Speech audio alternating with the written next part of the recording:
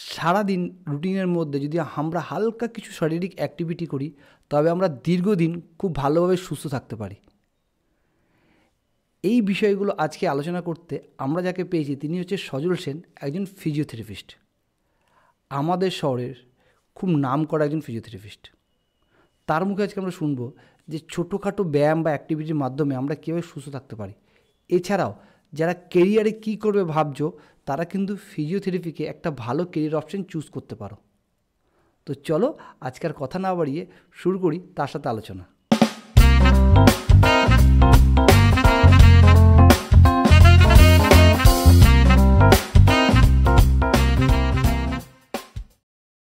সজলদা, তোমাকে বং মন্ত্রা ইউটিউব চ্যানেলে স্বাগতম। Thank you. ফিজিওথেরাপিস্ট তুমি, তাই তো? একদম ঠিক বলছি আমি? দর্শকদের জানার জন্য বললাম আর কি, আমি তো জানি আগে থেকে। ফিজিওথেরাপিস্টই করবে মানে এই অনুপ্রেরণাটা, এই থিঙ্কিংটা কোথা দিয়ে এসেছে তোমার যে আমি ফিজিওথেরাপিস্ট হব? আচ্ছা, আমি যখন কলেজ শেষ করি আর কি, গ্র্যাজুয়েশন শেষ করি, তখন আমি স্পোকেন ইংলিশ পড়তে যেতাম একটা স্যারের কাছে। আচ্ছা, চন্দন স্যারের কাছে, আমাদের কাটোয়াতেই। আচ্ছা, তো হঠাৎ করে যাওয়া বন্ধ করে দিলাম। স্যার ডেকে পাঠালেন, বলে আমার কোনো স্টুডেন্ট এরকম হতাশায় ভোগে না, তুই কেন এরকম করছিস? আমি স্যারকে বললাম, স্যার সায়েন্স নিয়ে পড়ে আমার কি হলো, কিছুই করতে পারলাম না, একটা মেডিকেলের কোনো যদি ফিল্ডে যেতে পারি তো খুব ভালো হতো।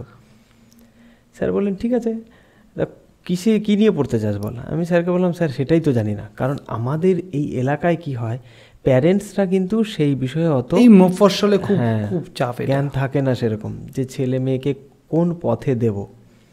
স্যারকে বললাম, স্যার এমন একটা কিছু বলুন যেটা আগামী দিনের ভবিষ্যৎও হবে, ডিম্যান্ড হবে, এবং পড়তে পড়তে যাতে আমার খরচটাও কিছুটা তুলতে পারি, জাস্ট শেষ হবে আমি যাতে সাথে সাথে খরচ তুলতে পারি। কারণ আমাদের এই সাবারবান টাউনে কি হয়, সবার আর্থিক অবস্থাটাও দেখতে হয়। একদম তাই। তো স্যার বললেন ফিজিওথেরাপি নিয়ে পড় তাহলে। তখন আমি জানতাম ফিজিওথেরাপি মানে মাসাজ। এখনো জানে, এখনো ম্যাক্সিমাম মানুষের ধারণা একটু যুগে একটুখানি লোকে ইউটিউব বা আদার্সের জন্য কমেছে, বাট এখনো মফস্বলের যদি গ্রামগঞ্জে তখন ফিজিওথেরাপি মানে সেই ম্যাসাজের ব্যাপারটা থাকে। হ্যাঁ, এটা আরো কোয়াকদের জন্য বেশি হয় যারা না জেনে করে। আচ্ছা, তো স্যার বললেন, তারপর তো আরজি কর মেডিকেল কলেজে আমার পড়াশুনো পুরোটাই। হ্যাঁ, তারপর বর্ধমান মেডিকেল কলেজে পড়াশুনো। সচিন, কোহলি বা যে কোনো ক্রিকেটার বা যে কোনো পেশাতে থাকি না কেন, মানে জীবনের প্রথম পেশেন্ট বা প্রথম সেঞ্চুরি ক্রিকেটারদের বা যে ফুটবল খেলে তার প্রথম গোল সেটা স্মরণীয় থাকে। ঠিক তেমনি অ্যাজ এ ফিজিওথেরাপিস্ট তোমার প্রথম পেশেন্টের অভিজ্ঞতা কেমন ছিল? আমি প্রথম 3 মাস কোনো পেশেন্ট পাইনি। মানে প্র্যাকটিসে ছিলে? তার জন্য প্র্যাকটিসেই ছিলাম, কাটোয়ায় এসে বিভিন্ন জনকে বলছিলাম ফিজিওথেরাপি করছি। ও সেরকম কোনো কিছু না, সবাই খালি বলে দিত আমাকে ও তো মাসাজ করে। ঠিক আছে, তারপর একজন পেশেন্ট আমি পেয়েছিলাম। সেই পেশেন্টটার ঘাড়ে ব্যথা নিয়ে আমার কাছে এসেছিলেন। উনি হচ্ছেন অ্যাপেলোতে দেখিয়ে এসেছিলেন। তো আসার পর উনি বললেন যে ডাক্তারবাবুটা 10 দিন করতে বলেছে। উনি বললেন কোন তেল নিয়ে আসবে? মানে কোনো তেল লাগবে না, জাস্ট এক্সারসাইজ ঠিক হয়ে যাবে। এক্সারসাইজে ঠিক হয়ে যাবে? হ্যাঁ, এটা এক্সারসাইজেই ঠিক হবে। তো অ্যাকুট টর্টিকোলিস ছিল, ঘাটটা একটু বাঁকা ছিল, একটাই সিটিং ছিল, একটাই সিটিংয়ে ওনার ঘাট ঠিক হয়ে যায়। তারপর থেকে উনি আমাকে অনেক পেশেন্ট দিয়েছেন, রাস্তায় দেখা হতো আর খালি বলতো না আপনার জন্যই হয়েছে। তো ফিজিওথেরাপি এটাই আর কি। আজকে আমার 2006 সাল থেকে চলছে আর কি ফিজিওথেরাপি। তোমার তো নিজস্ব একটা সংস্থা আছে? হ্যাঁ, সংস্থার নাম কি বলো? আমার সুস্থ। ওটা একটা ট্রাস্টের আন্ডারে চালাই, কারণ হচ্ছে আমি সেরিব্রাল পালসি যে সমস্ত বাচ্চা আছে তাদেরকে পয়সা নেই না ফিজিওথেরাপি করে, ওটা পুরো ফ্রি অফ কস্ট। তো সবাই মিলে আর কি করানো হয় আর কি, ওর জন্য একটা ট্রাস্ট করে করানো হয়। এটার জন্য কোনো ফান্ডিং আমি পাই না, নিজেই করা হয় আর কি। আচ্ছা, তো সেই তখন থেকে আর কি ফিজিওথেরাপি চলছে। আমাদের জীবনে প্রত্যেকটা যে কোনো যে ফিল্ডে থাকুক তার একটা ভূমিকা থাকে। আমি গ্রাফিক ডিজাইনার ছিলাম, আমার গ্রাফিক ডিজাইনের ভূমিকা যে আমি কী কাজ করি। ডাক্তার যেমন মানে যদি কোনো পেটের রোগ হয় সে যেমন গ্যাস্ট্রোলজির কাছে যায়, তেমনি তোমার হাড় বা কিছু হলে সে অর্থোপেডিকের কাছে যায়। অ্যাজ এ ফিজিওথেরাপিস্ট তোমার ভূমিকা কী? মানে তোমার কাছে আমি কেন যাব? মানে ভূমিকাটা কোথায়? Good question. আমরা কি করি, মাসেল এন্ডুরেন্স বাড়াই, রিস্টোর করি, মাসেল পাওয়ার বাড়াই। আর প্রতিটি ফিজিওথেরাপির সাথে বলা হয় ফিজিও অ্যান্ড রিহ্যাব, আমরা রিহ্যাবিলিটেশন করাই। যা স্ট্রোক হয়েছে, সে হাঁটতে পারছে না, তাকে আমরা হাঁটাই। আচ্ছা, তো এইরকম সমস্ত ব্যায়ামের সাহায্যে, এক্সারসাইজের সাথে, নো মেডিসিন। তবে তোমাদের আর জিম ডিফারেন্সটা কি? ডিফারেন্ট আছে। জিমও ব্যায়াম হয়? জিমে ব্যায়াম হয়, তোমরাও ব্যায়াম করা বলছো। হ্যাঁ, ডিফারেন্সটা কি বলো? প্রথমত যে এক্সারসাইজের আগে ভাগ আছে। আচ্ছা, হ্যাঁ, আইসোমেট্রিক আছে, আইসোটনিক আছে, আইসোকাইনেটিক আছে। আচ্ছা, মানে এগুলো সব মাসেল আমাদের কন্ট্রাকশনের উপর ডিপেন্ড করে। এবার যে এক্সারসাইজ আছে সেটা একটা অ্যাক্টিভ এক্সারসাইজ আছে, একটা প্যাসিভ এক্সারসাইজ আছে, মানে ভলান্টারি ইনভলান্টারির মধ্যে পড়ে। আচ্ছা, তো এবার অ্যাক্টিভ মানে হচ্ছে যে ব্যায়ামগুলো আমি নিজে করি, অর্থাৎ যে কেউ কিন্তু এক্সারসাইজ করতে পারে।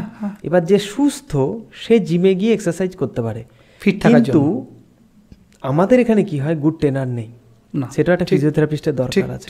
কারণ আমি কতক্ষণ ছুটবো, কতক্ষণ হাঁটবো, কতক্ষণ এক্সারসাইজ করব, এটা ডিপেন্ড করে যে এটা নিয়ে পড়াশুনো করেছে। ঠিক তাই। তো উচিত হচ্ছে সবগুলো ইনক্লুডিং করে ফিজিওথেরাপির মধ্যেই ফেলা, কিন্তু সেটা হয় না। তো ডিফারেন্ট সেইভাবে কিন্তু নেই। আরে সুস্থ লোকও তো এক্সারসাইজ করতে পারে, একদমই তাই। হ্যাঁ, কিন্তু সেই এক্সারসাইজটা যদি ঠিকঠাক ওয়েতে না করে সে অসুস্থ হয়ে যাবে। অ্যাজ অ্যান এক্সাম্পল, যার সুগার হয়েছে, মানে ডায়াবেটিস মেলাইটাস হয়েছে, টাইপ 1 হোক বা টাইপ 2 হোক, যেদিন হয়েছে আমার দেখা তার পরের দিনই গোটা কাটোয়া 6 কিলোমিটার হেঁটে নেয়। সুস্থ অবস্থায় হাঁটেনি, তখন হাঁটছে। হ্যাঁ, এরকম দেখেছি, আমিও দেখেছি। ঠিক ঠিক ঠিক। সে পেয়েছে যে না আমার 200 সুগার হয়ে গেছে, পরের দিন গোটা কাটোয়া হেঁটে নিল 6 কিলোমিটার সুস্থ অবস্থা হাঁটে। আমার মামার ক্ষেত্রে সেম, মামার সুগার হয়েছে, আগে কোনো কিছু নেই, নর্মাল চলতো জীবন যেমন চলছে, যে সুগার ধরা পড়ছে ব্যাস তারপর থেকে কন্টিনিউ হাঁটা শুরু। আরে কেন হাঁটতে যাবো অতক্ষণ, আগে তো সেটা বুঝতে হবে আমাকে। কত ইয়ার্স করে বাড়াতে হয়, 30 ইয়ার্স না 40 ইয়ার্স করে বাড়াতে হয়। আচ্ছা, তারও একটা ভাগ থাকে, প্রতি জোনার ভাগ থাকে। আমি কিভাবে হাঁটবো আমার টার্গেট হার্ট রেটের উপর ডিপেন্ড করে।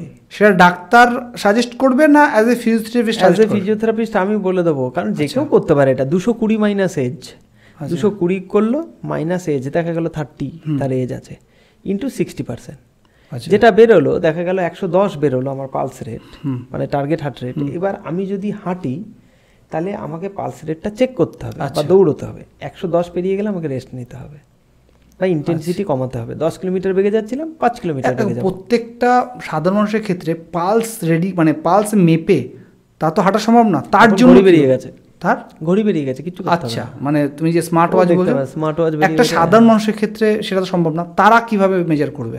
শ্বাসকষ্ট হবে, আচ্ছা, মনে হবে যেন মাথা ধরে যাচ্ছে, তখন স্টপ করো, স্টপ করে দেওয়া উচিত। হ্যাঁ, আচ্ছা, ওরকম একদিন দেখে নিয়ে করাটা সুবিধে। আর তাছাড়া অনেকে যেমন হঠাৎ করে ব্যায়াম করতে শুরু করে দিল পেট কমাবে বলে, কোমরে যন্ত্রণা শুরু হয়ে যায়, কারণ ওইভাবে পেট কমানো যায় না, মানে অ্যাবডোমেনের কথা বলছি, ওইভাবে কমানো যায় না। বা মোটা থেকে রোগা হবো এক্সারসাইজের মাধ্যমে, খুব কম হয় না বললে চলে। এক্সারসাইজের মাধ্যমে রোগা থেকে মোটা হয় না, ওরমভাবে হয় না, তাকে ডায়েটটা মেনটেন। আচ্ছা আচ্ছা, মানে মেন হচ্ছে ডায়েট। মানে আমি যদি ধরো জিমে যাই, আমি মোটা আছি রোগাবো, সেক্ষেত্রে কিন্তু আমাকে ডায়েট উইথ জিম ব্যায়াম। হ্যাঁ, এটা একটা খুব ভালো জিনিস। অনেকে যায় রোগা আছে জিমে যাবো মাসাল করতে, তাহলে সে কি করে মোটা? আমি ছোটবেলায় গেছিলাম, তো সে কি করে মোটা হচ্ছে? আবার যে মোটা আছে সে কি করে রোগা হচ্ছে? তো বেশি ওয়েটে কম রিপিটেশনে খাটলে মাসেল বিল্ড হতেই পারে। আচ্ছা, আবার কম ওয়েটে বেশি রিপিটেশন দিলে মাসেল, মানে যে ফ্যাটটা আছে সেটা বার্ন হতে পারে। আচ্ছা, লুজ হতে পারে। হ্যাঁ, লুজ হতে পারে। তো খাওয়া দাওয়ার উপর একটা ডায়েট একটা বড় ফ্যাক্ট। ডায়েটের উপর ডিপেন্ড করে যে কিছু হতে পারে। আচ্ছা, একটা সুস্থ মানুষ, ধরো আমি সুস্থ, আমি ফিজিওথেরাপিস্টের কাছে যাব আমি সুস্থ থাকার জন্য, যে আমি যেন ইন ফিউচার আমার এই ছোটোখাটো ইস্যুগুলো যাতে না হয়, তো তার জন্য কি তোমাদের কাছে যাবো না জিমে যাব? কোন জায়গাটায় গেলে আমি ইন ফিউচার আমি সুস্থ থাকতে পারবো? আচ্ছা, আগে জিমে যাব কেন আগে সেটা বুঝতে হবে। জিমে আমি যাব কি ওয়েট নিয়ে ব্যায়াম করা? আমরা জিম মানেই ব্রেনে ভেবে নিই আমি ফিট থাকার জন্য যাবো, বাই চান্স আমি ফিট থাকার জন্য যাবো। হ্যাঁ, তো আমরা বাড়িতে যতটা ওয়েট, সর্বাধিক ওয়েট আমরা যেখানে লিফট করতে হয়, চাগাতে হয়, সেটার বাইরে গিয়ে আমি কোনো ওয়েট নেব না। আচ্ছা, যেমন হচ্ছে গ্যাসের সিলিন্ডার 19 কেজি 200, আমি 19 কেজি 200 হতে পারে, অথবা 1 বালতি জল যতটা পাউন্ডের হয় তার মানে বিয়ন্ড সেই ওয়েটে গিয়ে আমি কোনো এক্সারসাইজ করবো না, সে জিমে করি যেখানে। আচ্ছা আচ্ছা আচ্ছা, মানে এগুলো তুমি শর্ট বলছো একদম, যে সাধারণ মানুষ যদি বুঝতে পারে যে তুমি সুস্থ থাকার জন্য এগুলো করো। ওইটুকুনি ওয়েট নিয়েও যদি সে জিমে সারা জীবন ব্যায়াম করে, আমি তো আর বডি বিল্ডার হব না, না না, তাদের জন্য আলাদা। সাধারণ মানুষের কথা বলছি। আচ্ছা, ওর বেশি ওয়েট নিয়ে ব্যায়াম করাই উচিত নয়। ইভেন দুটো জলের বোতল নিয়েও বাড়িতে ব্যায়াম করলে সারা জীবন সুস্থ থাকবে। বাহ, মানে এগুলো তো এই তথ্যগুলো মানুষ জানিই না, মানে ছোট ছোট ইস্যুগুলো। আমি যত পেশেন্ট দেখেছি, আমি যদি ব্যাকের কথা বলি, ব্যাক পেনের ক্ষেত্রে যত পেশেন্ট দেখেছি, মোর দেন 50 to 60% যোগা পেশেন্ট দেখেছি। হ্যাঁ, ভুলভাল যোগা করেছে, দিয়ে আমার কাছে মাজায় লেগে গেছে, পেট কমাতে গিয়ে লেগে গেছে। আচ্ছা, তুমি বলো, যারা অফিস বয়, আমরা অফিসে করি, আমার সারাদিনে বসে থাকতে হয়, আমার মাজার ইস্যু হতেই পারে, আমাদেরও ছোটোখাটো করে ইস্যু হয়েছে, তুমি তো সলভ করেই দিয়েছো আমার। বাকিদের সলভ করার জন্য মানে তারা কি মানে মোটামুটি মানে মেনটেন করে চললে তাদের অ্যাটলিস্ট মাজার ইস্যুটা থাকবে না? প্রথমত হচ্ছে বাড়িতে যে সমস্ত চেয়ারগুলো হয় প্লাস্টিকের, সেগুলো কনকেভ থাকে। তো সব থেকে ভালো হচ্ছে কি আমি একটু এগিয়ে বসবো। আচ্ছা আচ্ছা, হেলান দিয়ে বসবো না। আচ্ছা, যদি একটু এগিয়ে বসি, প্রথমে তো সে অনেকটাই রিলিফ হবে। অফিসের ক্ষেত্রে স্ট্রেট হলে সুবিধে, এখানে যেমন স্ট্রেট রয়েছে বা বালিশ আছে, দেন গুড। হ্যাঁ, আচ্ছা, জিম বল ইউজ করা যেতে পারে সারাদিনে আধ ঘন্টা থেকে 1 ঘন্টা, কারণ জিম বলটা তো মুভ করে, এটা তো স্ট্যাটিক, মুভ করে না। আমার কোমরটা তো মুভ করছে না, জিম বলে বসলে না মুভ করে। আচ্ছা, ভালো থাকে কোমর। আর সব থেকে ভালো হচ্ছে গিয়ে যারা কন্টিনিউয়াসলি সিটিং পজিশনে থেকে জব করে না, তাদের every after 20 minutes 2 minutes stand up হতে হয়। আবার যারা দেখা গেল মলে কাজ করছে কন্টিনিউ দাঁড়িয়ে, তাদের ক্ষেত্রে প্রতি 20 মিনিট অন্তর 2 মিনিট বসতে হয়। দেখো, এইটা তো অ্যাকচুয়ালি এটা করলে সম্ভব না। না, আমি আমি আমি আমার দিকে দিয়ে বলছি, ওদের তো প্রবলেম হয়। মানে এইটাকে মেনে, এটা ধরো যদি আমি বলি, এর বাইরে দিয়ে যদি আমাকে বলো যে ভাই এইটা করা যেতে পারে, অপশন কোনো এক্সারসাইজ করা যেতে পারে, সকালবেলা হাঁটা বা হাঁটা বেস্ট এক্সারসাইজ, সব থেকে বেস্ট। হ্যাঁ, হাঁটার কোনো টাইম গল্প কিচ্ছু নেই, খাওয়ার সাথে সাথে হাঁটা যায় না। আচ্ছা, আর কোনো টাইম নেই, খাওয়ার সাথে সাথে উঠেই হাঁটা যায় না। আচ্ছা আচ্ছা আচ্ছা, বাকি টাইমে যে কোনো সময় হাঁটতে, টাইমে অনেকে রাতে এখন চুজ করছে, ইভিনিং এ চুজ করছে। হ্যাঁ, এখন তো টাইম পাল্টাচ্ছে, এখন কোনো অসুবিধাই নেই। আউট অফ ইন্ডিয়া আমি দেখেছি যে তোমার ওদের কোনো মানে রাত 12টা, ওদের তো সেরকম ব্যাপার নেই, রাত 12টা হোক বা কন্টিনিউ হেঁটে যায়, মানে হাঁটা হলে তোমার শরীর সুস্থ থাকার অনেকটা বড় ভূমিকা পালন করে। হাঁটা খুব ভালো ভূমিকা পালন করে।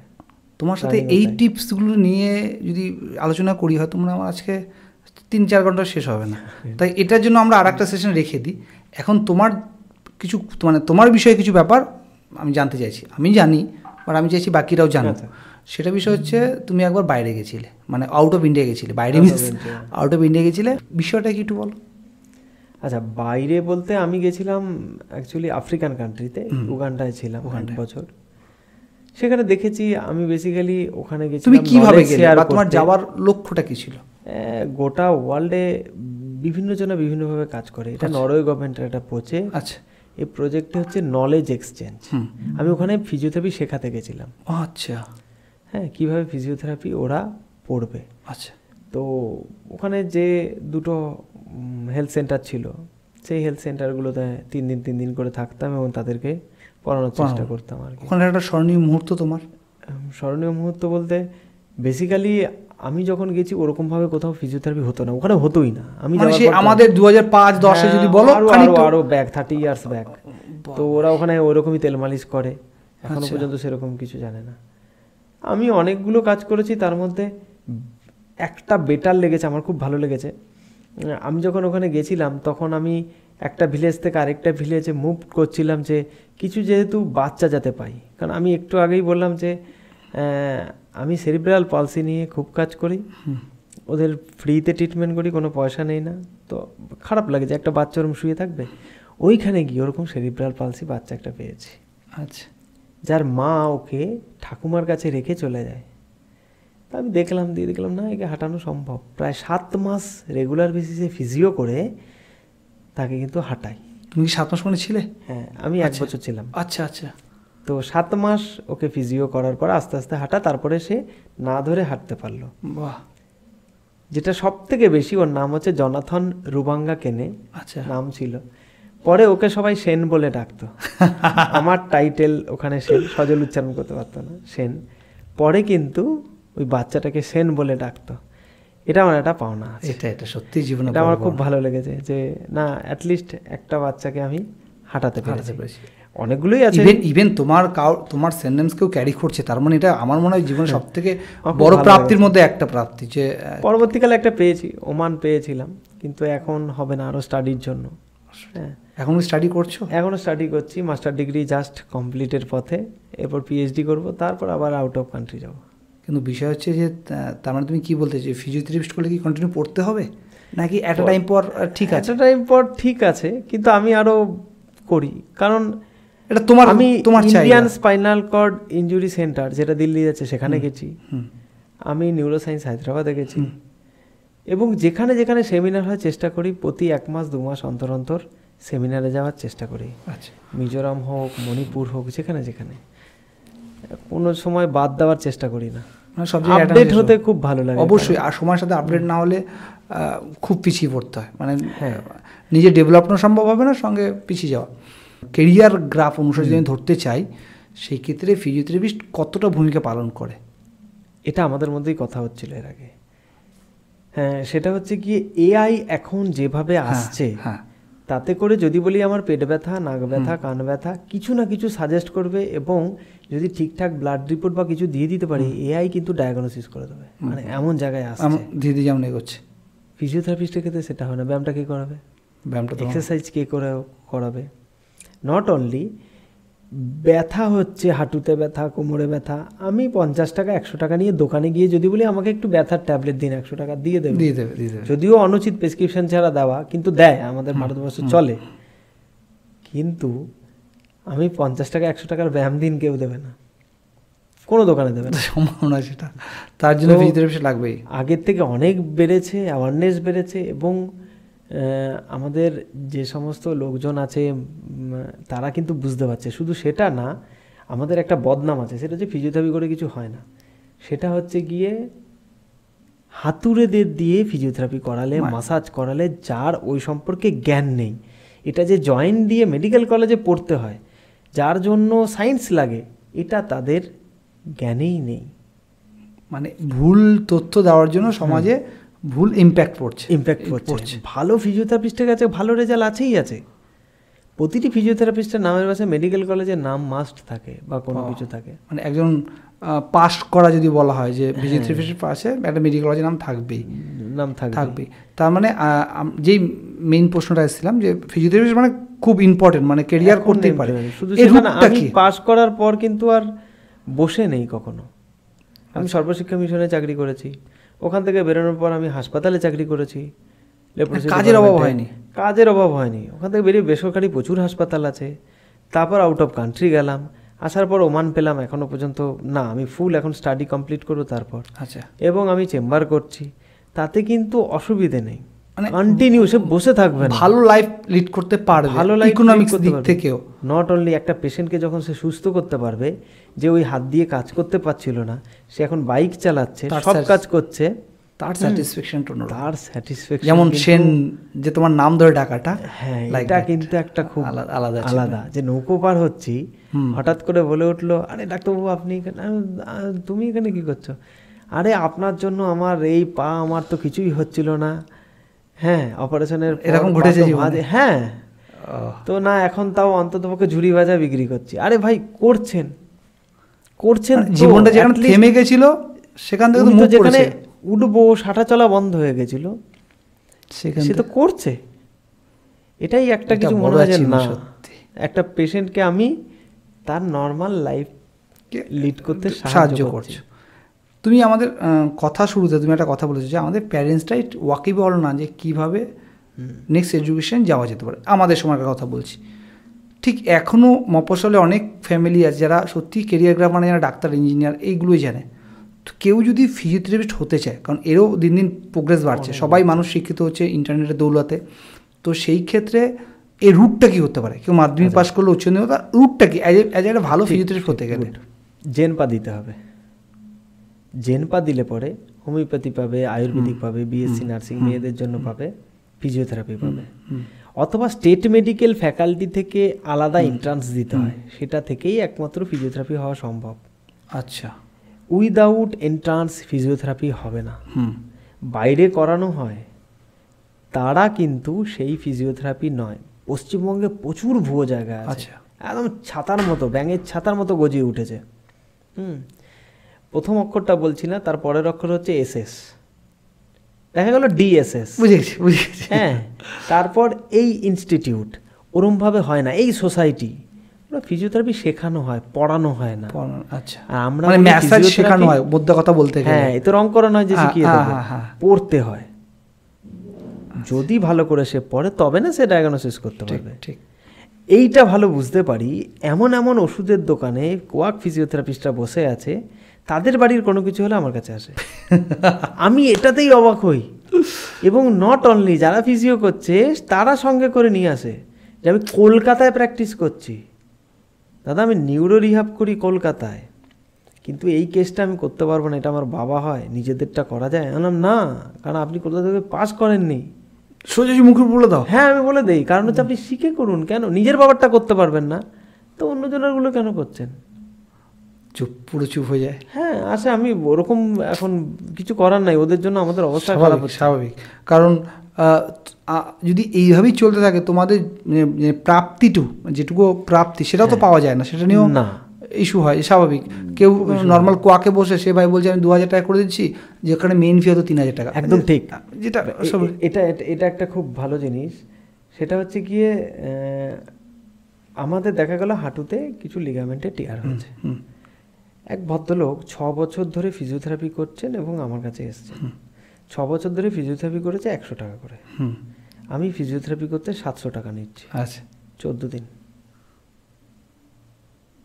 14 ডেজে কমপ্লিট। তাহলে আমি যদি 700 টাকার বদলে কেউ একজন 1000 টাকা করে নিক, 14,000 টাকা। এবার 100 টাকা করে 6 বছর হিসাব করুক, তার কত গুণ চলে গেল। এইটাই প্রপার ট্রিটমেন্ট হলো না, টাইমটা চলে গেল। সে কষ্ট পেলো, সেটা আলাদা জিনিস। কষ্ট পেলো, সেটা সব থেকে বেশি স্ট্রোক পেশেন্টদের। 100-150 টাকা বাড়িতে এসে ফিজিওথেরাপি করে দেয়, সেটা সেরকমই হয়। ও বছর 2-3 ধরে করছে, কিংবা হাঁটতেই পারলো না। আমাদের 2 to 3 উইকস হলো, বেশ ঠিক আছে, ম্যানেজমেন্ট করা হলো, হয়ে গেল।